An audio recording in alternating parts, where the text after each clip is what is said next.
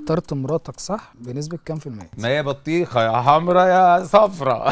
ليه مشكلتي؟ طب ما نعمل له تسمع مشاكل انا الاول. طيب يا باشا، اسمع. هو انا اسامه منير؟ انت فين يا لا لما قلت عيب كده، عيب كده يا فندم.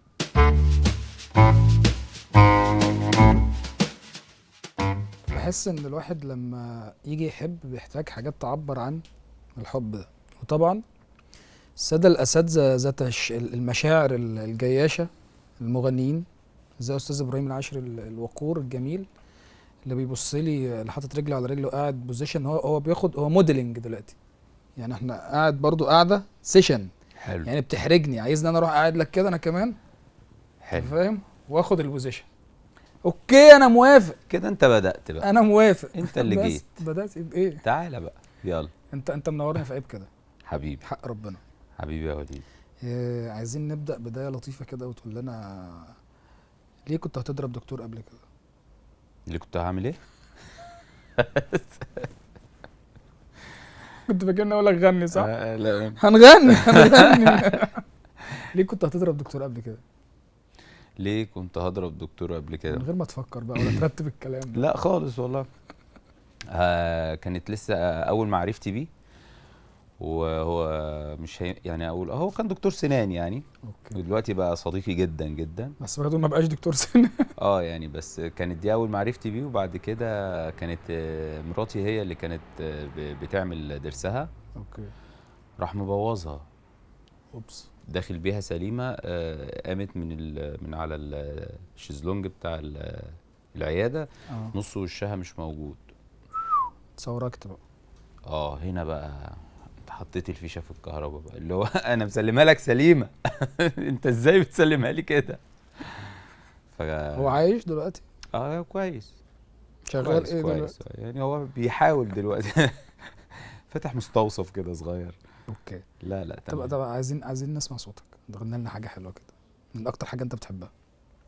حلف القمر يمينه قال لي يا حلوة ساعة ما شافك، حلف القمر يا قمر يا قمر يمينه قال لي يا حلوة ساعة ما شافك، في الحسن لا بعدك ولا قبلك يا روحي، تيراراراريرارا يا روحي كملت أوصافك يا سيدي يا روحي.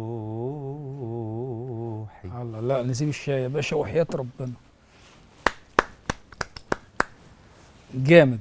دي غنيتها بعد ما الدكتور خلص، أيوة. قلت لها يا روحي كملت أوصافك. هي خست ساعتها. طب الرومانسيه، الاغاني الرومانسيه هي اللي بتخلي البنات تحب وتعشق وتعبر، بنات ورجاله، ولا الكلام نفسه، ولا المؤدي؟ الكلام.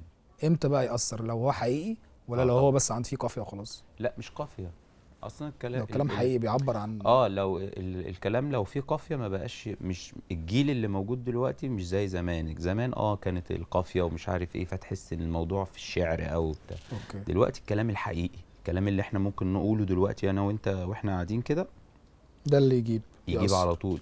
الكلام اللي احنا بنقوله الطبيعي واحنا في حوار مثلا دلوقتي، لو اترجم لاغنيه مثلا بكلام عادي جدا بيوصل على طول. امال ليه دلوقتي بتلاقي مطرب معين وبدون ذكر اسماء بيحط كلام مترتب لايق على بعضه، بس هو كلام فيه سجع كده، اللي هو ايه، انت تسمعه لازم غصب عنك تكرره، بس كمشاعر مفيش مشاعر. يعني مش عايز اقول اسماء، يعني في اغاني كده يعني في مدارس، في مدارس كده، صح، مدارس بدأت كده ومستمرة على كده من غير ذكر اسماء. بالزبط. اكيد انت فهمتني. احنا محتاجين نقول الاسماء تقريبا. لا المدارس دي نجاحها في سر بساطتها في اللي انت بتقوله ده، ان يبقى الموضوع كده. طب بتحب مين من الناس القديمه مطربين؟ قديمه اللي هي انهي جيل؟ قديم خالص، زمان. قديم خالص. طبعا اكيد بعشق ام كلثوم وبعشق ورده، دول اكتر اتنين بحبهم. اكيد عبد الحليم. اوكي. بس يعني بالنسبه لي انا كابراهيم وردة، ام كلثوم، عبد الحليم. اول مره الاقي حد يرتب ورده في الاول. هي السكة بتاعتها قريبة مني قوي. ام اوكي. كلثوم طبعا قامة وكل حاجة، بس هي وردة القريبة اكتر، طب وانت السهل الممتنع يعني. انت بتغني من امتى؟ انا بقالي داخل في 25 سنة بغني. واتجوزت بقالك قد ايه؟ بقالي 13 سنة. ومالك بتقولها شفت بأسى التون؟ كده شفت ليه؟ التون انا فين؟ شفت التون، انا شفت سمعته مش شفت شفتوش. حصل مطرب. خد بالك انا الناس اللي بتتكلم بجراف ما بصدقش ان هم بيغنوا. يعني بحس يعني اللي هو بيتكلم كده طول الوقت وعنده الجراف ده وبتاع، بحس ان لما يجي يغني هيخضني. انا ليا واحد صاحبي جرافه كده، وجه في مره قال لي اغني لك، فانا كنت فاكر انه هيبقى زيك صوته حلو، فغنى بقى وكنا مسافرين، فانا لبسته طول الطريق ومفيش مطبات، بس انا بسبب صوت العربيه بتبقى عامله كده. بتغني من 25 سنه ومتجوز بقالك 15 13. حلو. يعني انت لما رحت تتقدم لها عبرت لها عن حبك ازاي بقى؟ اكيد مش بالغنى خالص. غنيت عليها بالكلام؟ طبعا. ايه بقى عملت كونفرميشن ازاي؟ قالت خلاص ابراهيم ده انا موافقه عليه بعد ما انت عملت ايه؟ ولا ما قالتش؟ كنا قاعدين في عربية، اوكي. كنا قدام النادي وكانت الساعة حوالي 9 الصبح او 10 الصبح، وانا باصص لها، كانت الشمس جاية في وشي، اوكي. فضربت في عينيا، فمن هنا. ايه اللي من هنا؟ انت دمعت بس كده؟ بس. فمن هنا ايه حبيتك وانت عينيك الشمس انا ضاربه بقى فيها؟ من هنا بقى الشمس يعني ضربت في عينيا فدمعت، فقلت لها بقى انا بحب. بحبك وعايز اجي تقدم من لي تأثير وكده. الصدمة بتاع الشمس. طبعا انا يعني خدتها، المفروض يعني ان هي ايه، راحت قالت يا ماما ده دموع بيعيط ده وبيقول لي بيعيط بحبك. بس هي الشمس كانت جايه في عينيا، لما فقت قلت انا ايه اللي عملته بجد لما الشمس راحت. فحصل وقتها. طب تيجي نعمل مكالمة بالناس جمهور عيب كده، ونتكلم معاهم في الحاجات الرومانسية دي، يلا بينا. شوف رأيهم ايه. يلا. معانا يعني محلل عاطفي. هم عايزين ايه يعني؟ هم عندهم مشاكل؟ عندهم مشاكل، وانا جاي احل المشاكل. ولو ما عندهمش مشاكل احنا نعمل لهم. تسمع مشاكل انا الاول طيب. ليه؟ انا عندي مشاكل في يا باشا هو انا اسامه منير؟ بس حسيتك بتقول لي كده. رد يا مروه.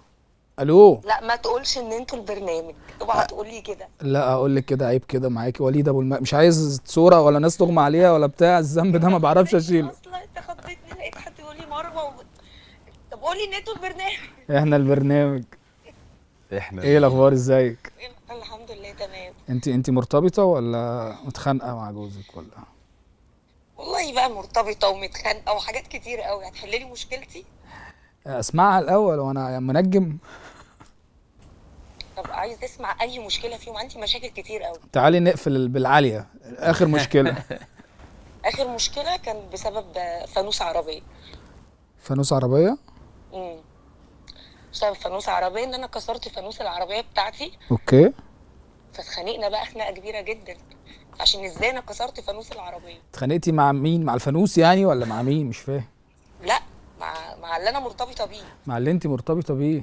اه. اتخانقتي مع اللي انت؟ عشان هو متضايق عشان هو اللي هيصلح فانوس العربيه. اوكي. عرفت بقى ليه؟ طب وصلة الارتباط دي شكلها عامل ازاي؟ يعني هل هو ارتباط عاطفي، ارتباط على ورق، ابو العيال؟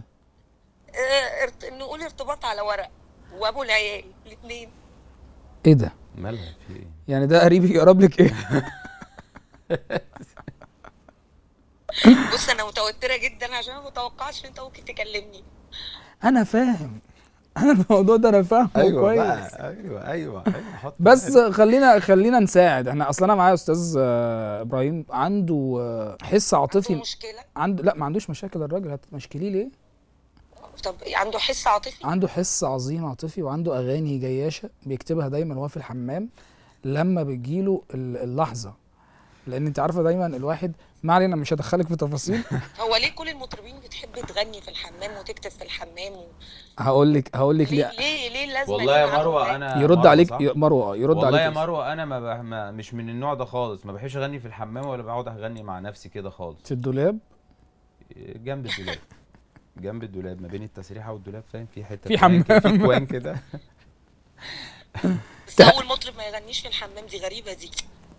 رد عليه ليه؟ مش الوحي بيجي لك فين؟ مش لا، في مدخل العماره.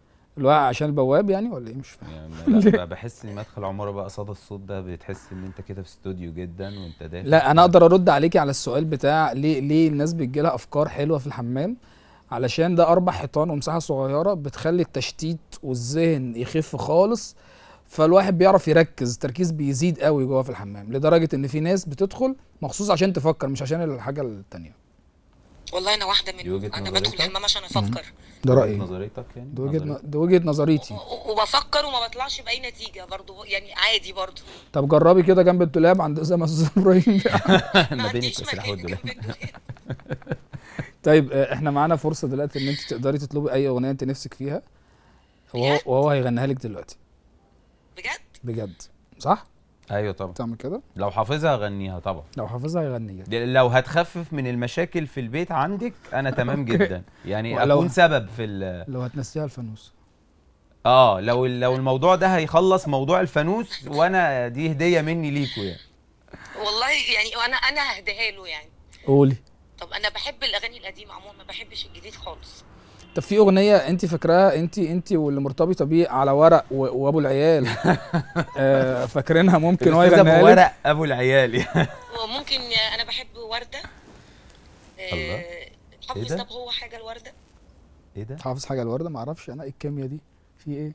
انا مش عارفه بقى هو حافظ لورده ولا لا. اصل ده هو لسه استاذ ابراهيم قايل دلوقتي ان هو اكتر مطربه بيحبها ورده. طيب انا بحب ورده جدا، وبحب صباح وبحب عبد الحليم طبعا.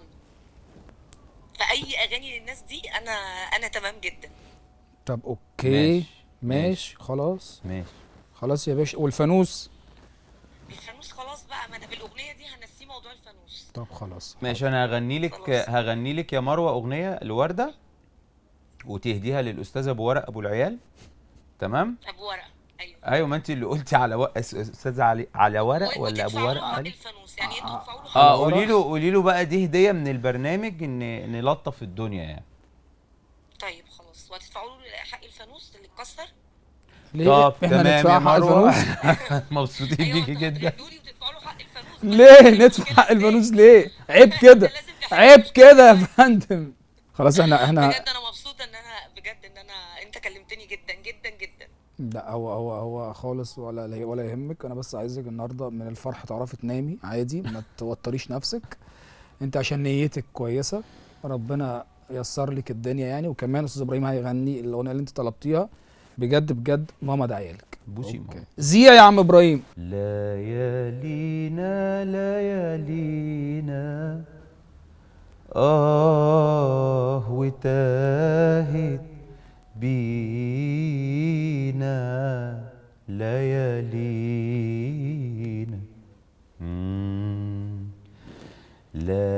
ليالينا ليالينا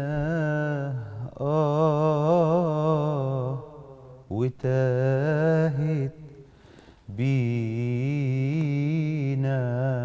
ليالينا وتاهت ليالينا ليالينا ليالينا وقلنا نرسي على مينا.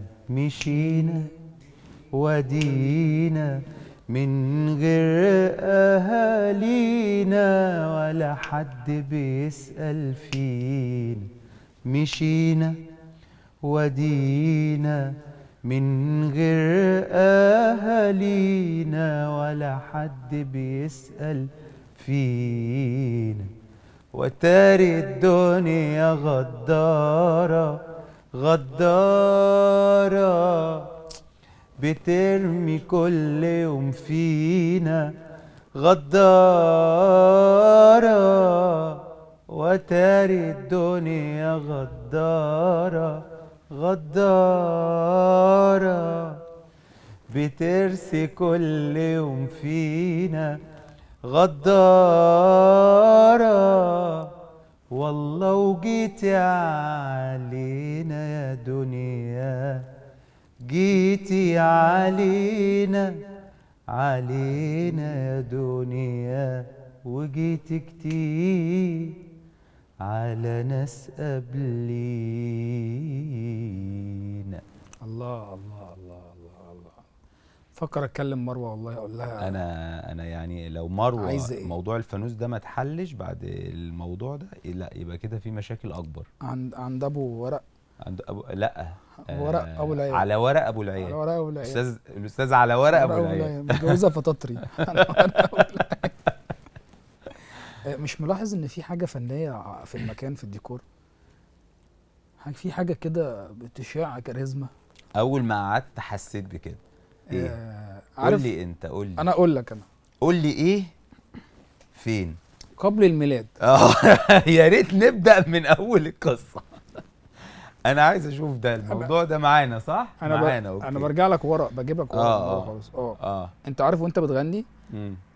تحفه، لو هم جابوا كلوز على الصوره. بصيت هنا انت حسيت بحاجه؟ انا ما رضيتش ابص عشان ما افصلش. مش تحقيق يا عم مش حتى. قول لي بقى ايه موضوع عم مش حتى ده؟ صلى على النبي. عليه الصلاه والسلام. كان عندنا في البلد راجل غلبان اسمه شحاته، حال. كان عنده ارض ياما، وكان عنده 3 عيال. ال3 عيال كبروا، هو كان متجوز يخلفهم عشان يشتغلوا ويجيبوا له فلوس، ويقعد هو في البيت كان مكسل. تمام. فالعيال دول ضحكوا واشتروا الارض وخدوا كل حاجه من عم شحاته، وسابوا له السبت بتاع العيش اللي كان بيحطوا فيه العيش ياكلوا سوا. فالراجل خد السبت ومشي زي المجنون في الشارع، يقول عيالي ضحكوا عليا، عيالي ضحكوا عليا، عيالي ضحكوا عليا، وانا جعان ومش لاقي اكل. وفضل ماسك السبت كده، ومن كتر عيني مع عقله فك، فبدا مبتسم، فبقى ماشي ماسك السبت ومبتسم وماشي طول الوقت، عيالي ضحكوا عليا.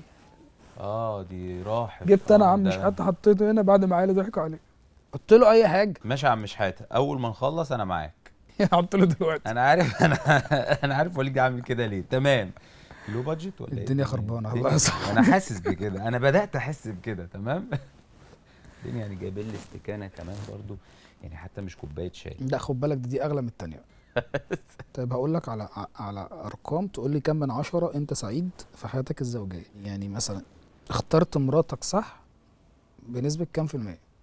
من واحد من 10 من 1 ل10 يعني. اخترتها صح بنسبه كام؟ بص، سؤال حلو، بس السؤال ده لما انت بتيجي تتجوز او لسه بتبقى يعني الموضوع من بره شكلا وموضوعا وعيله العشره هي اللي بتبين اذا كنت انت فعلا ربنا كرمك ان صح. انت اخترت صح او لا.